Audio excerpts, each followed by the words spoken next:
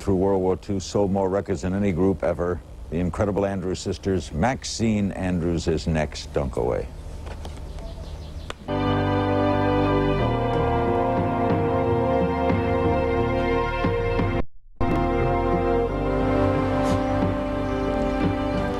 President Clinton about to leave on Marine Corps One. Any chopper he gets into is one. That's Marine Corps One, and that chopper will take him to Paris for festivities the next couple of days, including he will address the French Parliament, the first president to do so since Woodrow Wilson.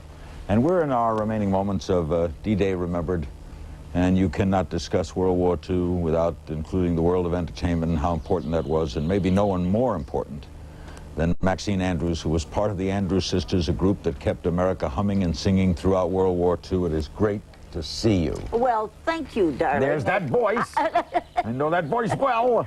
I thought I wasn't going to get to see you. Patty, Maxine, and Laverne. Right. How did this all start with the USO and you were here like 50? You came in right That's right. When I was overseas, I realized what a great organization the USO was. And so I figured when I got home, I would start to write a book. But I never could get to write a book because basically I'm not a writer. And I thought somebody else would do it. And no one ever wrote a book about it. Nobody ever. No, right. So finally, and I thought, I get a call. And it was Bill Gilbert, and I had never met him. And he told me about an idea he had, and I said to my daughter, Linda, I said, Lenny, he's got the same idea I've had. And we went to New York and met Bill, and from then on we wrote the book. Okay. But what led, where were you, for example, on June 6, 1940? I was making a phonograph. My sisters and I were making a record with Bing Crosby in Hollywood. Called? Oh, it was called, what was it? The Town of Berlin, I think. It was called The Town of Berlin. You recorded a lot with Crosby. Yes. Don't Fence Me In. We had about 6 or 8 gold records with him. Did you come over and entertain the troops in France? No. No, we were billeted in Italy.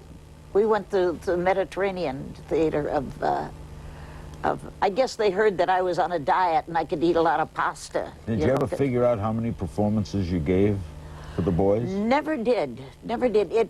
It went so fast, and it was so, I was in such awe of, you know what it was like, darling, to walk out on that first stage. Then they were always makeshift stages, whatever they were, and to look out there and see 20,000 men, and I have to take the word men back, because when I looked out there, I said to myself, they're boys. You know, we always thought that soldiers were old men, and they were boys, and Here's an example of what this swing era was like. Boy. Was a happy time. Now this was and Bugle Boy. Yeah. From Company B, right? That's right. It was written for Abbott and Costello. You did a movie with them, right? Yeah. Came up and he was gone with the draft. He's in the army now, blowing heavily. He's a boogie woogie bugle boy of Company B. They made him blow a bugle for his Uncle Sam. He really brought him down. It moves, doesn't it? Boy, well, how would you explain that special quality you and your sisters had? I don't know. Maybe the best group, female group ever. I don't know. Maybe arguably the best female group ever. I think maybe one thing is the greatest thing that my sisters and I had in common was our love for music. And yeah, but the voices blended so well. Well, and we were so happy in singing it. I think that's what came through. What was the special magic with Crosby? Or did it work? He blended with us. You know, it was just like Vic Schoen, who was our arranger, was able to write the right kind of background for us. That's a marriage that either works or doesn't work. That's right. You can't plan it. No. Let's take a call from Maxene Andrews, New York City. Hello. Hello, Larry. This is Dr. Hi. Hi. This is Dr. Aaron Kaplan. My home was Elwood City, Pennsylvania. I was a division artillery surgeon with the 29th Division. I was on LST 497, and my first casualties were actually Germans from the Todt Battalion. These were men who were conscripted and made the forefront of the German army. They were supposed to take the brunt of it to save their expert troops. But I want to pay homage to all the members of the 29th Division, the only National Guard division selected to invade Europe. That's right, that These was a men- national... This, What did you think of the ceremonies today? I thought they were great. I thought President Clinton was great. And I say that we were a civilian army. They were boys from the farms. They were from the background. Some came in bare feet. Some were lawyers. Some were brokers. And this was the army that invaded. Did the USO entertain you? Yes, yes. How many, thank you very much for sharing that with us. The USO did, like, if I'm right, you had sometimes 700 curtains going up a day, right? I mean, they were everywhere. That's right. They sent them all over the areas, any area. And there were something like, oh gosh, I don't know, they had something like 4,000 shows out in going around, you know, for... And often in zones where they were fighting, right? That's right. And did you ever have any of that? No, we didn't ask for, you didn't ask for any special place. You found out where you were going when you were on your way. And so it was, you know, we could have been sent to Alaska. We could have been sent to the South Pacific. But we thought our hitch in Italy was just the beginning of a continuing of the hitch. And it wasn't. Because while we were in Naples, Italy, at the end of our, getting it to the end of our tour, Patty got the privilege of announcing the end of the war with Japan. No kidding. Yeah. She made that announcement? Yes. In Italy? In Naples, Italy. Norwich, Connecticut, with Maxene Andrews of the Andrews Sisters. Hello.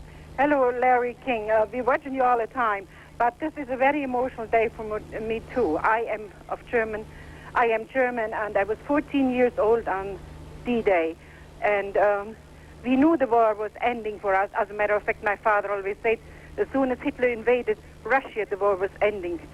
Not to the good for Germany. And How did you react to today? I'm sorry?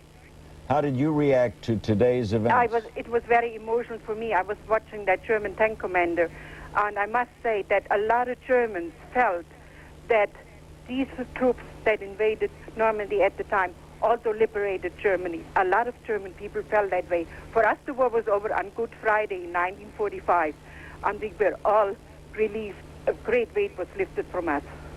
And when we found out a few days later what had happened in Germany, truly, and all over Europe, it was unbelievable. A lot of Germans felt awfully terrible. We cried for days. A lot of people have to believe it is an emotional day for us. Boy, I thank you very much. Did you watch the festivities today? Oh, yes, it wasn't. I'm just, I was overcome when I walked out and the first time and looked at this beautiful cemetery and I thought the president's speech was great. And, is that a medal? Yes. From? That's a medal from the, it's from the Defense Department that we got for... entertaining? Yes. And I'm very proud of it. Damn but right. after being out here, the medal is nothing. I mean, this is where it should all go because, you know, all of these guys are... Somebody said to me today, do you have anybody buried here? And I said, yes. I said, I have all of them. I said, once you've worked for 25, 30, 40,000 people, young men like this, they're all mine. We'll be back with our remaining moments of D-Day Remembered on Larry King Live right after this. A toot, a toot, a toot to the hat, a toot, it blows the day to the fire. In boogie rhythm, you can't blow a note unless the bass and guitar is playing with them. He makes the company jump when he plays readily. He's a boogie-woogie bugle boy of Company B. He was the boogie-woogie bugle boy of Company B. D-Day Remembered, the liberation... Clinton say goodbye to the soldiers here at Normandy as our camera whirls along, finding them. The President is about to take off in Marine One helicopter, which will take him to Paris, which is about 100 miles. Is it 100 miles? From here, whatever. It's not far. And the President will spend the next 2 days in Paris, then go to Oxford before returning home. This is a 90-minute edition of Larry King Live. We're calling it D-Day Remembered. Maxene Andrews is our guest as we wind things up, a show business fixture during World War II, one of the famous Andrews sisters with her Royal Viking line. You entertain? Is that ship here now? Yes, yes. When I leave you, I'm going to go right back over there and continue the... Are you doing singing? Are you still singing? I did a show for them. Oh, it was wonderful. Do you still sing professionally? Yeah, I still sing, yeah. I do concerts all over the country. Singing World War II kind of songs, and you did Jingle Bells with Bing. That's right. That's right. Was he fun to work with? Yes, he was. Because there's an image of Crosby, you know, that Gary did that book that was pretty rough. Yeah. No, Bing was very interesting. Because he was like our voice of World War II. That's right. There's no doubt about it. You know, Bingo. you could tell when Bing walked into the recording station, if he had his hat on, which he always wore, if he had it on real good, you didn't kid with him.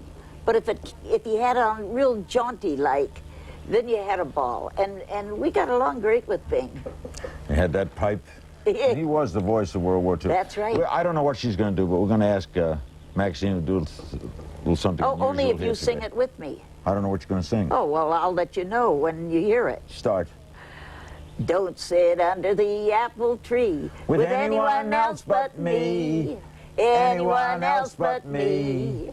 Anyone else but me. No, no, no, don't sit under the apple tree with anyone else but me till I come marching home. You'd be a great harmony singer. I remember that. No, no, no, no, don't sit under the apple tree with anyone.